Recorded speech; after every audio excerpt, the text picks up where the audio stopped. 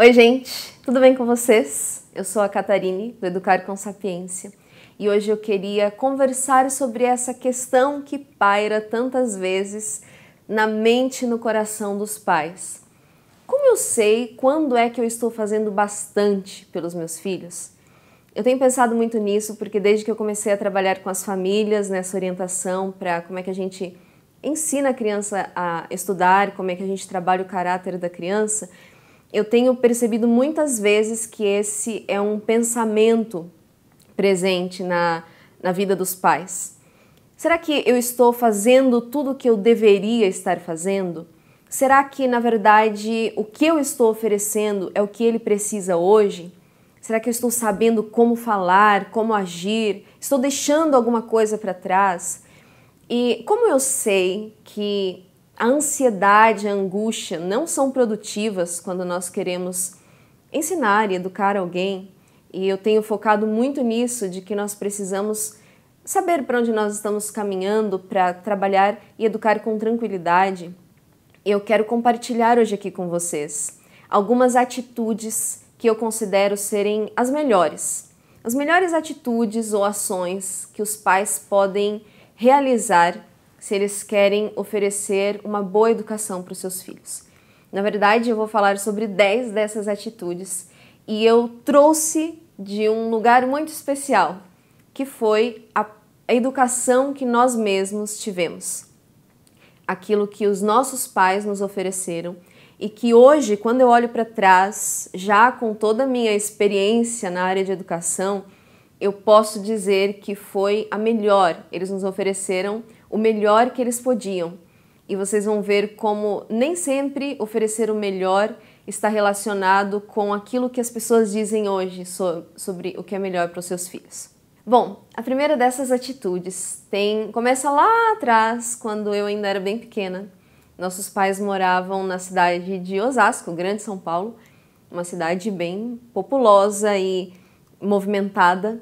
E existe uma foto desse período da minha infância que eu gosto muito, eu acho muito legal, que é uma foto da sala e um cobertor xadrez estendido no chão, alguns brinquedinhos.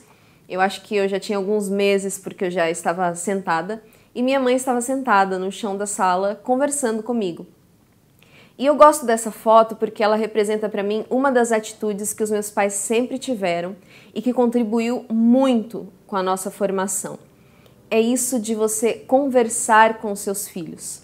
Nossos pais sempre conversaram muito com a gente. Por que conversar é tão importante? Bom, se você já estudou um pouco sobre a formação da consciência fonológica ou fonêmica da criança e até mesmo essa questão de desenvolvimento da linguagem em si, você sabe que conversar, por mais simples que seja, é uma atividade que permite um grande desenvolvimento na formação da criança, formação da linguagem, aquisição de vocabulário, que tem a ver com formação da linguagem, e também da formação do raciocínio. Quando a gente conversa, nós estamos ensinando também a criança a pensar. Agora, é claro que você pode conversar sobre coisas muito básicas e você estar apenas formando, de alguma forma, o intelecto da criança, ou você pode conversar sobre questões muito importantes da vida. E aí você não está só trabalhando a formação intelectual, mas você está trabalhando também a formação moral e até mesmo, dependendo do teor das suas conversas, a formação espiritual do seu filho. Então, essa é a primeira atitude que eu queria deixar aqui para vocês. Conversar com seus filhos, conversa séria, não só aquela conversa de dar ordens, mas sentar para ter conversas desde que eles são pequenininhos, vai fazer muita diferença na formação de quem eles serão no futuro. A segunda atitude, que tem a ver também com esse período da vida, e também vou falar sobre uma foto que eu gosto bastante, está relacionada com o ensinar ensinar como as coisas funcionam, apresentar a vida para a criança. Quando a criança é pequenininha, ela precisa muito que nós apresentemos para ela o que é o mundo onde ela veio parar. Essa foto que eu gosto na época meus pais tinham uma confecção, e existia uma bancada como se fosse essa e uma máquina de overlock em cima. E o meu pai estava me mostrando alguma coisa, como a máquina funcionava, e eu estava com uma cara de quem estava entendendo tudo. Eu tinha na época uns 2 anos. E eu gosto dessa foto porque ela representa uma atitude que os meus pais sempre tiveram também. Até esses dias o meu irmão estava falando, você lembra como o pai tudo chamava a gente? Vem ver, eu vou te mostrar como se aperta um parafuso. Vem aqui que eu vou te mostrar como se troca a borrachinha da torneira. Essa atitude simples, que faz parte, é quase natural para muitas pessoas, ela permite uma grande vantagem, digamos assim, na formação da criança, porque quando a criança acha que o mundo é algo pronto, simplesmente que tudo que está ao seu redor está dado, ela não entende que por trás de tudo existe um processo, por trás de tudo existe uma estrutura. E aí mais para frente, quando ela tem que lidar com questões da sua formação de estudos, formação intelectual, ela acha difícil porque ela não tem esse conhecimento prévio de vida, digamos assim. Esses dias, por exemplo, eu estava fazendo uma aula com os alunos da academia sobre resumo e eu expliquei que para a criança fazer um resumo, ela precisa entender que todo texto possui uma estrutura. Ela precisa captar essa estrutura por trás do texto, assim como quando ela assiste uma palestra ou algo desse estilo, e que se lá atrás, quando a criança é pequenininha, ela é ensinada a perceber que até mesmo uma folha possui uma estrutura por dentro dela, assim como todas as coisas na vida, e que aquilo que acontece por conta de um processo anterior, vai ser muito mais fácil a criança desenvolver esse pensamento sistêmico. E a partir daí, quando você desenvolve esse tipo de pensamento, você é capaz de criar, de desenvolver, de aprender mesmo o sistema de outras estruturas. Isso contribui demais para a formação do intelecto dela. Agora vamos para uma terceira atitude que eu vou tirar de um tempo depois na nossa vida. Quando nós éramos ainda pequenos, eu tinha acho que uns 3 anos, meu irmão tinha 2. Nossos pais passaram por algumas crises assim de vida, como toda família que se preze vai passar algum dia. E eles tomaram uma decisão drástica de se mudar para uma cidade muito distante, no interior do Mato Grosso, quase lá em cima já. Uma cidade com pouquíssimos habitantes, e nós fomos viver em uma chácara que ficava pelo menos 6,5 km da cidade. Nessa chácara não havia nada, nem energia, nem água encanada. Nós fomos, né, realmente para uma vida muito, muito diferente e muito parecida com uma vida de muitos séculos atrás, digamos assim.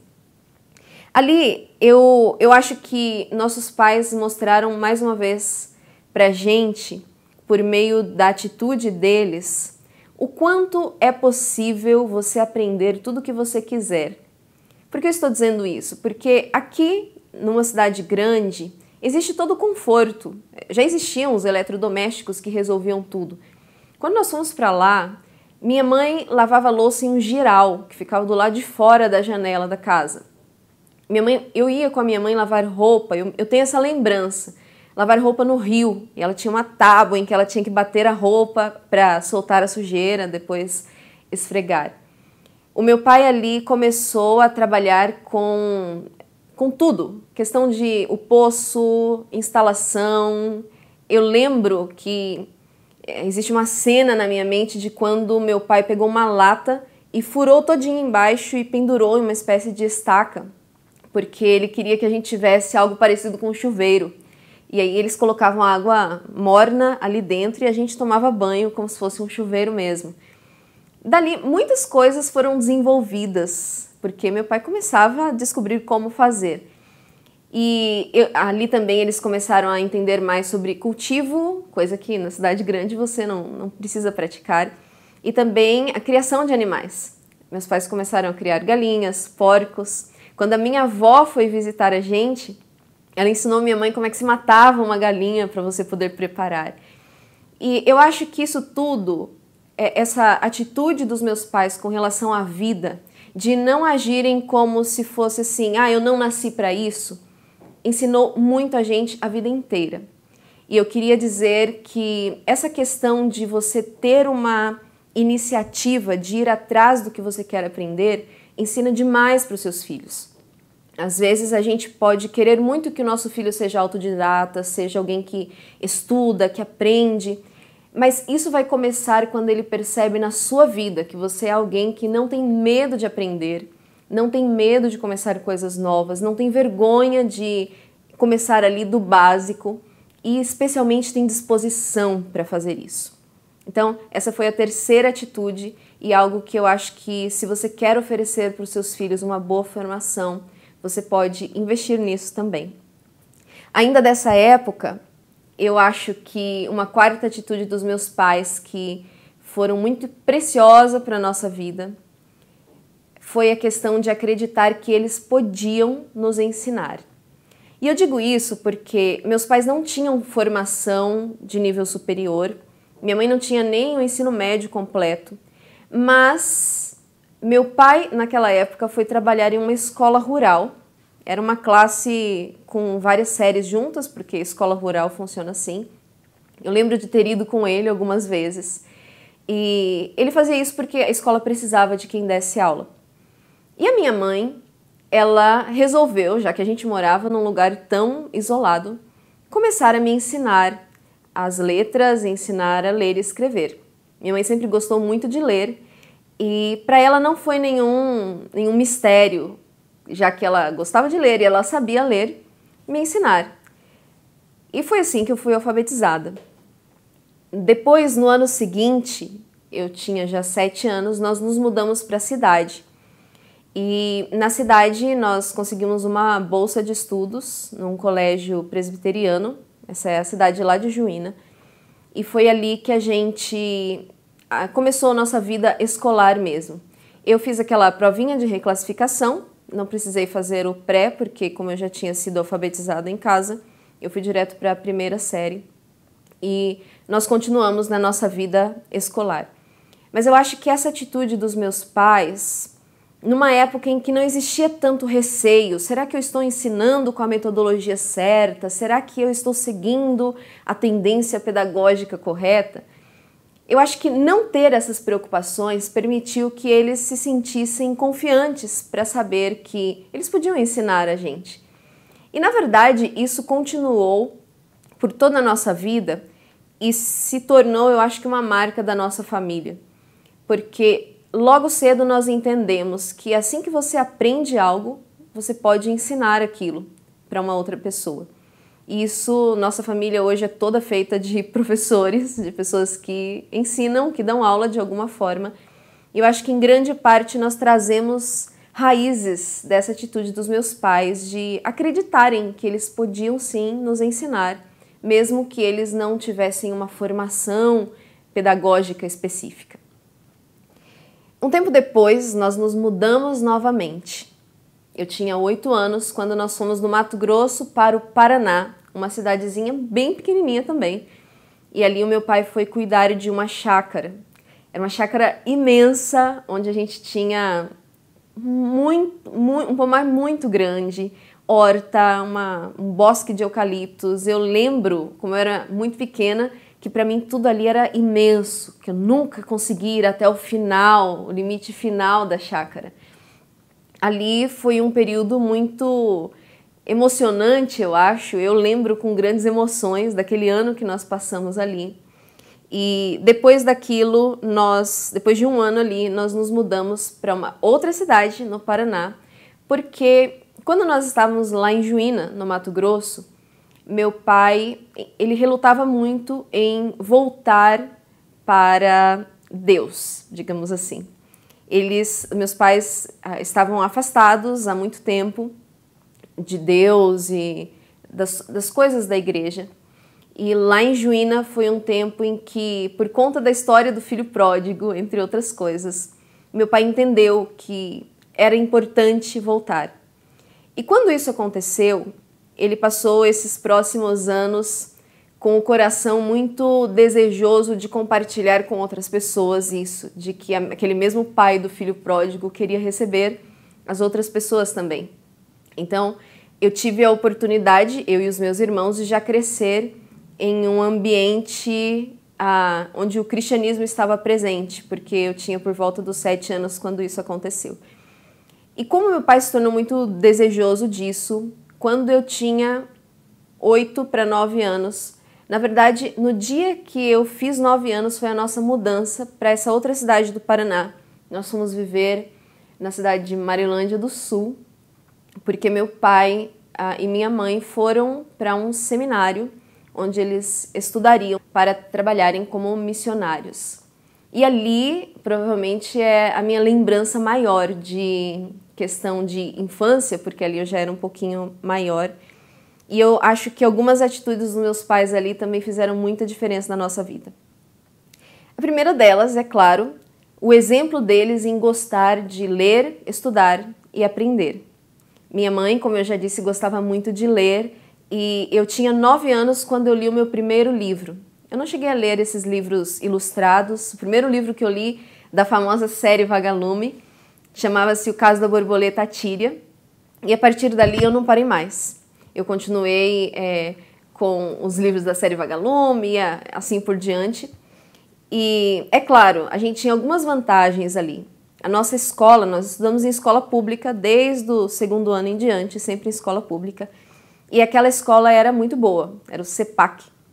2 escolas que nós estudamos lá, mas a biblioteca da escola era imensa e eles tinham um grande incentivo para a questão cultural, teatro, apresentações, concursos de declamação de poesia. Isso tudo ajudou muito a gente.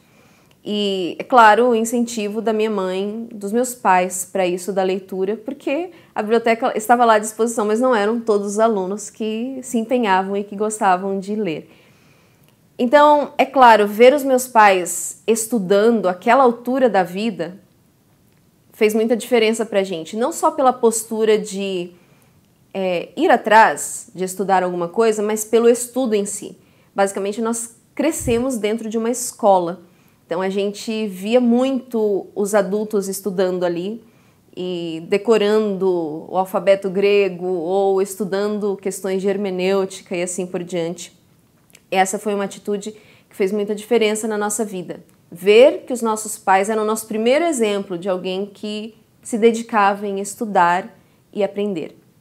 A segunda atitude, ainda nessa época, tem a ver com o que os meus pais decidiram logo que a gente chegou lá no seminário. Claro, era um seminário para adultos, certo? As pessoas que estavam ali para aprender. Eu tinha 9, meu irmão tinha 8, o menorzinho tinha 13, eu acho, 3 ou 4. E o meu pai foi até o diretor do seminário e perguntou se nós poderíamos frequentar as aulas junto com os adultos, algumas aulas. E o diretor disse, olha, eles podem com uma condição. Eles precisam fazer todos os trabalhos e todas as provas que os alunos adultos. E o meu pai falou que tá bom. A primeira matéria que eu fiz foi teoria musical. Primeiro estudei 1 ano de teoria musical, no segundo ano comecei piano, junto com música. E quando eu tinha 10 anos eu comecei 2 outras matérias. Uma era geografia bíblica, em que a gente estudava a geografia do mundo antigo, inclusive fazendo mapas e toda essa questão. E a outra chamava-se síntese bíblica, que era uma disciplina em que a gente estudava cada um dos livros da Bíblia. E essa disciplina eu acho que foi muito importante para a gente também, porque você tinha que memorizar muita coisa. Você memorizava versículo-chave, o versículo mais importante daquele livro, o esboço do livro, quem foi o autor, quem escreveu, onde, como, enfim. E existia um fator também. Uma semana a gente estudava o livro, na semana seguinte era a prova. E você só podia fazer a prova depois que você tivesse lido o livro todo. Então uma das perguntas era, você leu o livro, por exemplo, de Gênesis? E foi assim que a gente, nessa idade, eu entre 10 e 12 anos, nós lemos a Bíblia toda. Exceto Isaías, que foi o livro que eu não consegui ler a tempo de fazer a prova. Então, eu acho que a atitude dos meus pais, que fez muita diferença nessa época, foi acreditar no nosso potencial. Por que eu digo isso? Porque acho que se fosse hoje, aliás, até naquela época, eu acredito que algumas pessoas podiam olhar para aquilo e falar, onde já se viu colocar as crianças para estudar num sistema tão tradicional, que a professora explicando lá na frente, com as mesmas exigências dos adultos. E as características individuais, e o estilo de aprendizagem da criança, e a idade deles. Mas, como eu disse, meus pais tinham a dádiva de não estar cercados por esse tipo de preocupações. Então, eles só acreditaram que eles estavam fazendo o melhor que eles podiam, que era aproveitar aquela oportunidade, aqueles anos que nós passaríamos ali, para que nós estudássemos também. É claro, nós não fizemos todas as disciplinas que os adultos faziam. Eu fiz, eu acho que umas 4, meu irmão, umas 4 ou 5 também. E aquilo permitiu um grande crescimento intelectual para nós. E esse é uma das atitudes que eu acho fundamentais se você quer oferecer algo de valor para os seus filhos. É você não ficar agindo como se ele fosse de vidro, sabe, intelectualmente, como se ele fosse incapaz, como se ele não pudesse aprender mais. Existe, é claro, o limite da exigência, você não vai ficar fazendo mais do que uma criança dá conta. Mas eu acho que você pode ir percebendo que uma criança é capaz de aprender. A gente tinha essas aulas, a gente tinha as nossas aulas da escola normal, nós tínhamos nossas tarefas em casa, a gente tinha uma lista de tarefas para cumprir. E eu acho que isso fez muita diferença na nossa vida. Nós trabalhamos muita memorização naquela época, nós trabalhamos muito essa questão de os benefícios da música, por exemplo, porque meu irmão também começou a estudar violão e tudo isso fez muito bem para a nossa formação intelectual e, claro, nós estávamos num contexto de formação espiritual também. Nosso livro-texto era a Bíblia. Isso ensinou a gente, além da Bíblia ter um vocabulário e uma sintaxe muito mais elevada do que livros comuns que a gente lia na escola, nós também tínhamos a vantagem de estar aprendendo sobre Deus, sobre os princípios de Deus para a vida. Agora, uma coisa que você pode pensar nesse momento da história é: quem me dera, né, ter filhos assim, tão obedientes, que gostam tanto de estudar e de aprender, seria fácil ensinar. E aí eu quero dizer que, na verdade, não era bem assim. Gente, meu irmão mais novo se irritava com tudo, o que não era muito bom porque o meu irmão do meio gostava muito de irritar. Eu era um poço de preguiça para as coisas da casa e às vezes era um caos. Uma vez, vocês podem perguntar para minha mãe, ela estava na sala de aula e ela começou a ouvir a gritaria lá de casa e ela começou a morrer de vergonha e teve que ir até em casa, pediu licença para o professor. E naquele dia o Lucas apanhou porque estava gritando, o Tiago apanhou porque estava provocando, eu apanhei porque não tinha tomado providências para resolver aquilo. E volta e meia era um caos. Sempre que minha mãe estava chegando, eu corria para fingir que eu já estava lavando a louça, porque, enfim. Então, nós éramos filhos bem típicos, talvez até mais briguentos e desobedientes do que algumas outras crianças que podem ser mais tranquilas. Mas eu acho que o importante aí, e essa é a 7ª atitude que eu gostaria de falar dos meus pais, eles não admitiam desrespeito ou essas coisas de preguiça ou desobediência. Nós éramos muito disciplinados e muitas vezes colocados de castigo. E eu acho que às vezes parece um trabalho sem fim, quando você está ali lidando com a criança, você não vê o resultado. Mas eu acho que isso de você insistir em exigir aquilo que é a atitude certa da criança, lá para frente, uma hora vai trazer resultados. E inclusive para a nossa formação intelectual mesmo, esse foi um período muito importante, porque a criança que não é obediente, ela tem muita dificuldade de aprender, porque ela está sempre questionando, sempre querendo saber, sempre querendo saber, não saber das coisas, querendo saber por que você quer que ela faça aquilo, por que você quer que ela estude aquilo e não aquilo outro. Quando a criança é ensinada primeiro a obedecer, nessa primeira infância ou nessa parte da infância, a gente ouve muito, a gente recebe muito, a gente apreende muito. E nós, como filhos, devemos muito a isso da nossa formação de ter nesse período ganhado muito repertório, sabe? Porque às vezes a gente vê as pessoas, especialmente nessas filosofias mais modernas de educação, que a criança tem que se expressar, a criança tem que falar, a criança tem que isso, tem que aquilo. E a gente põe as crianças para se expressar quando elas ainda nem aprenderam o suficiente sobre a vida, nem sabem o bastante sobre como tudo funciona. E no tipo de formação que nós tivemos, nós fomos ensinados para que primeiro a gente aprendesse, entendesse, às vezes até em silêncio, porque nós não podíamos, por exemplo, falar, interromper conversa de adultos. Mas hoje nós colhemos os frutos disso, porque hoje a gente pode, e não só hoje, logo que nós nos tornamos adolescentes, por exemplo, a gente já tinha muito que comentar sobre tudo que nós já tínhamos aprendido da vida, dos conteúdos, enfim. E passado o tempo, nós nos mudamos novamente, porque terminou o tempo do seminário e os meus pais foram... nós nos mudamos para uma cidade no litoral de São Paulo, onde meu pai assumiu a igreja como pastor.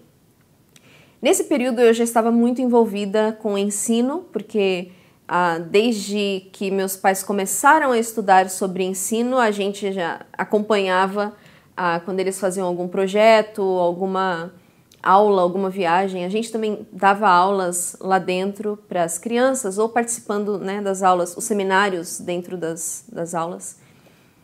E logo eu comecei a ensinar na igreja. Agora, teve uma questão muito importante nesse período, porque eu acho que quando você pensa assim, gente, assim deve ser maravilhoso educar os filhos num contexto em que eles estão imersos em uma cultura de estudo, sendo influenciados por uma boa escola, por, enfim, né, toda essa questão, ver as pessoas ali estudando grego, música, coral e tudo isso, deve ser maravilhoso viver num contexto assim. Só que eu acho importante lembrar que contexto influencia, mas não define quem nós somos. E eu tive a oportunidade de descobrir isso mais fortemente quando nós viemos para São Paulo, porque foi um choque de realidade para a gente. O contexto para onde nós fomos era bem diferente. Escolar, especialmente. Nós continuamos em uma escola pública, como a vida toda, porém, essa era uma situação em que, por exemplo, a gente estava estudando, fazendo lição no meio da aula, e a gente ouviu uma explosão, porque algum aluno tinha colocado uma bomba caseira dentro do vaso sanitário da escola. Isso era relativamente comum, ou aquelas guerras de comida durante a hora do lanche. Enfim, então imaginem que os professores estavam muito mais preocupados em conseguir lidar com tudo isso, com esse público, que entre alguns bons alunos haviam muitos daqueles arruaceiros que não queriam nada com a vida e queriam prejudicar a vida dos outros, mais do que em preparar boas aulas ou, enfim, tudo isso. E para a gente foi bem difícil lidar com essa mudança.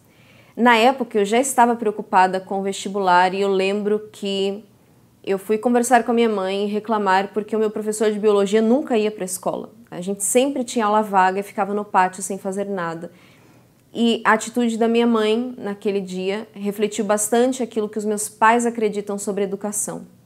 Ela me disse assim, quem faz o estudo é você como aluna. Você não tem o livro didático? Você pode ler, você pode estudar.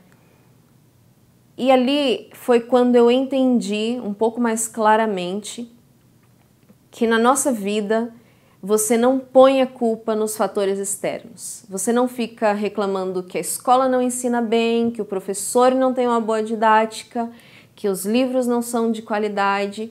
Se você quer algo, você vai lá e você faz. Foi isso que nós aprendemos e que praticamente moldou a nossa vida como pessoas nessa questão.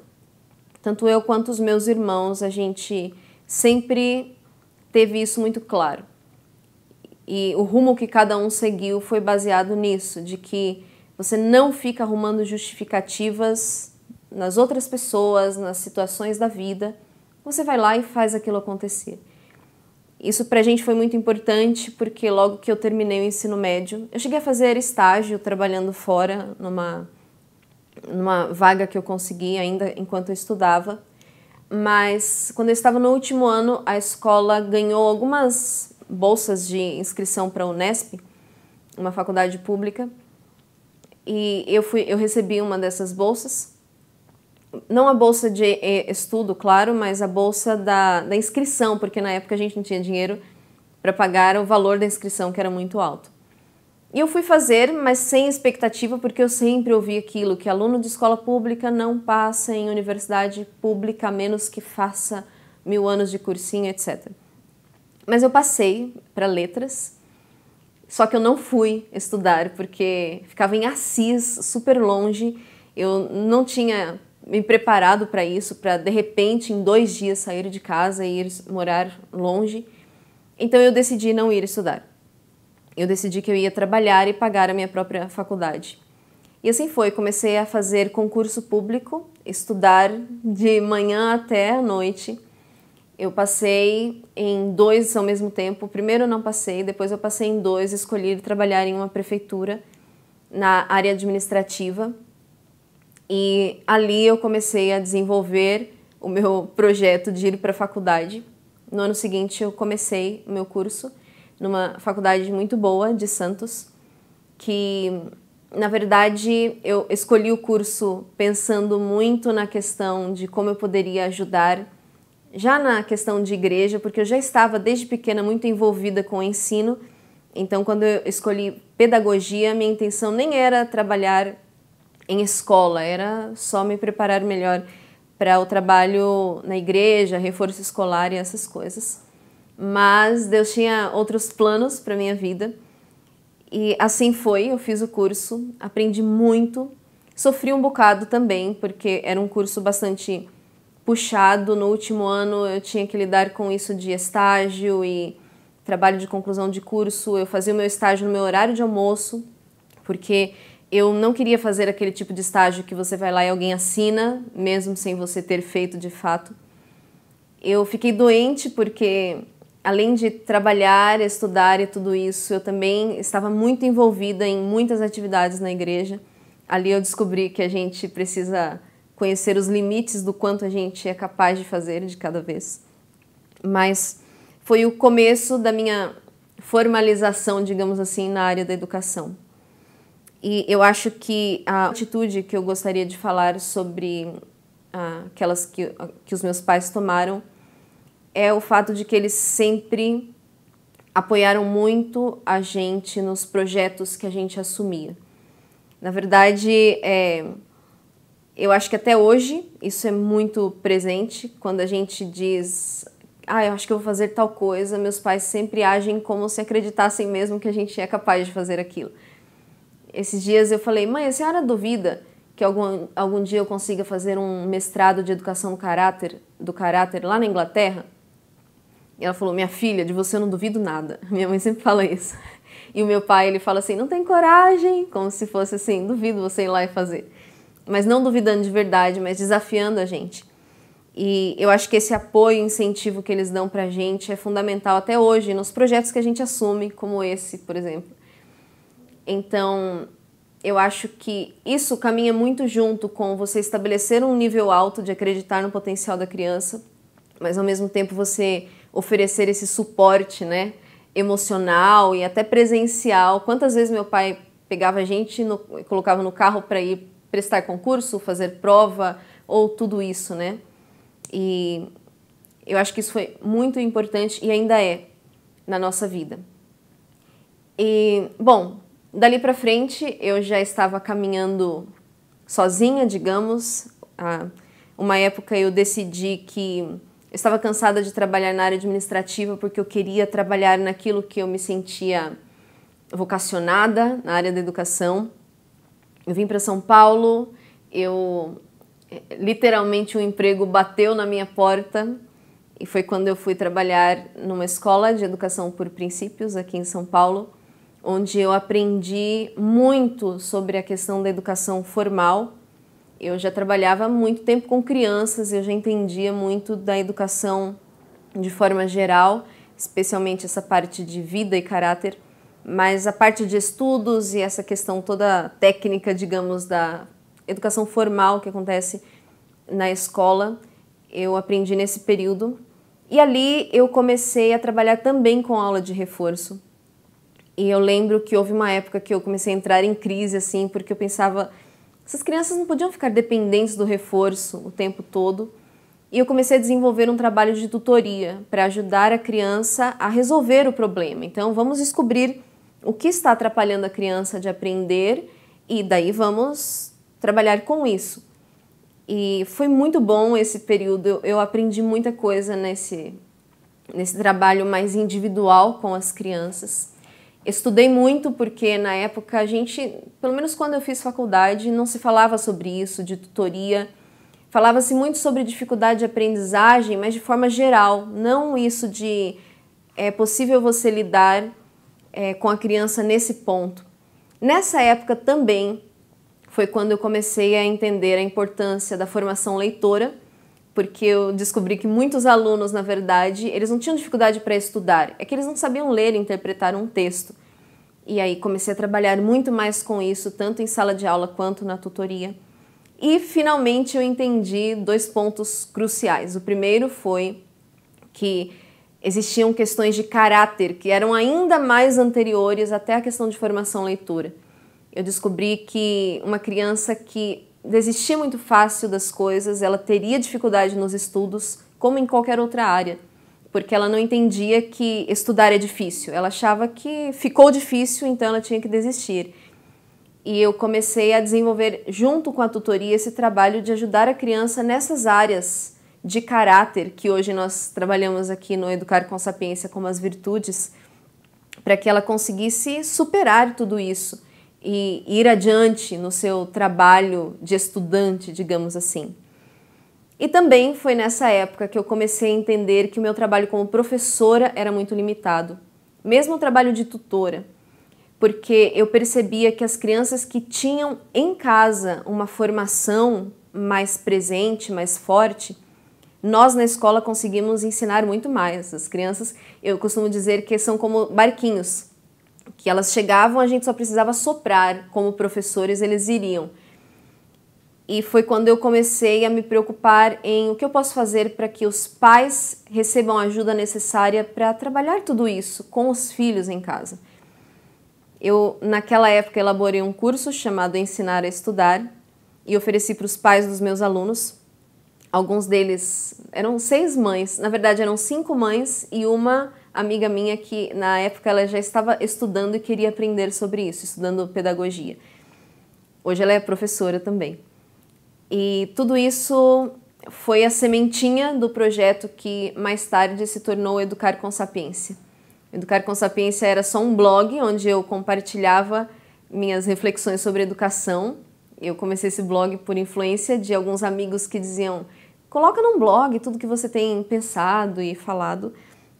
E quando em 2016 isso de ajudar as famílias foi se tornando mais forte, eu resolvi sair da escola e começar esse trabalho de forma mais intencional, que hoje é tudo isso que nós temos aqui. O nosso curso, a formação da academia, que é uma formação para quem quer aprofundar na questão de ensino, educação do caráter e todas essas questões. E o programa Valores e Virtudes, que é uma produção de material para quem quer trabalhar formação leitora junto com a educação do caráter. E eu acho que de tudo isso que eu produzo hoje, que nós produzimos hoje aqui, grandíssima parte vem dessa formação que eu recebi dos meus pais. Então, se em algum momento na sua vida, como pai, como mãe, você se pegar fazendo essa pergunta: será que eu estou fazendo bastante? O que eu deveria oferecer para os meus filhos? Eu incentivaria você a lembrar dessas atitudes que os meus pais tiveram, que hoje eu posso garantir para vocês que nós não tínhamos dinheiro, eles não tinham uma super formação ou em questão de diplomas e graduação e etc. Mas eles ofereceram para a gente aquilo que eles tinham de melhor e que permitiu que nós fôssemos quem nós somos hoje. Então, quando eles trabalhavam conversando com a gente, quando eles a todo momento levavam a gente para ver o funcionamento das coisas, quando eles mostravam para a gente com a vida deles que quando você quer, você vai lá e aprende alguma coisa nova, não importa a sua idade. Quando eles mostravam que eles acreditavam que eles podiam ensinar a gente, independente da formação que eles tinham. Quando eles mostravam que eles estavam atrás de aprender a ler, aprender a estudar, aprender novas coisas. Quando eles mostravam que eles não subestimavam a nossa inteligência, a nossa capacidade, colocando a gente para estudar, para aprender e esperando que a gente alcançasse bons resultados. Quando eles não admitiam que nós fôssemos desobedientes, desrespeitosos, preguiçosos e disciplinavam a gente quando eles percebiam que precisavam tratar o nosso coração e o nosso caráter. Quando eles não deixaram que a gente se acomodasse, colocando a culpa nos outros, arrumando justificativa, enfim, que a gente precisava entender que se você quer fazer algo na sua vida, você precisa assumir a responsabilidade, ir lá e fazer. E quando eles nos apoiaram, nos incentivaram em tudo que nós fizemos e fazemos, eles nos ofereceram o melhor, eles nos ofereceram a base que a gente precisava para a nossa formação moral e intelectual. E essas 9 que eu comentei são atitudes que eu considero muito importantes, mas que caminham juntas com essa que eu deixei para o final. Porque assim que meus pais voltaram, de certa forma, para se aproximaram novamente de Deus, eles perceberam que, não sei se foi intencional, se eles tinham ciência disso naquela época, mas que aquilo que eles tinham de oferecer de melhor para nós era nos ensinar a temer a Deus, amar a Deus acima de todas as coisas e viver para Ele. Por que eu digo isso? Não é só porque eles nos deixaram um legado de formação, de vida com Deus e tudo isso, né? Da salvação em si, que nós alcançamos por meio disso, né? Mas porque isso nos permitiu também descobrir que existe um propósito para a vida da gente. Algo que vai muito além de viver para si, de viver para se sair bem no mercado de trabalho, para ter diplomas na parede. Nós fomos criados sabendo que o propósito da nossa vida era muito maior do que todas essas coisas que alguém pode desejar alcançar por aqui. Isso muda a perspectiva de uma pessoa, isso muda a forma como ela enxerga tudo ao seu redor, isso muda a forma como ela se percebe na vida e com relação ao seu futuro. Às vezes a gente vê muitas pessoas que se sentem perdidas, que se sentem... Eu não sei qual é o propósito da minha vida, eu não sei por que exatamente eu estou aqui. E eu acho que os nossos pais, eles nos permitiram saber isso desde cedo. Quem nós somos, o porquê nós estamos aqui e o como é maravilhoso viver para alguma coisa que vai fazer diferença na vida das outras pessoas, especialmente que te traz a convicção de que você está vivendo e caminhando junto com Deus e que Ele é quem dirige os seus passos, Ele é quem cuida de você, Ele é quem te ensina tudo o que você precisa. Os nossos pais nos ensinaram o que eles podiam, mas eles ensinaram que era mais importante, que se a gente caminhasse com Deus, se a gente amasse a Ele acima de todas as coisas, Ele cuidaria de tudo aquilo que eles não puderam cuidar nas suas limitações humanas. E é por isso que nós somos tão gratos e é por isso que eu queria deixar isso para vocês como um incentivo de que vocês nunca se sintam oferecendo de menos, se vocês puderem oferecer aquilo que é mais importante. Então, permaneçam firmes na sua vocação e na sua missão de educação dos seus filhos e naquilo que for possível, vocês podem contar comigo, com a gente, para ajudar vocês nessa caminhada. Um abraço e até mais!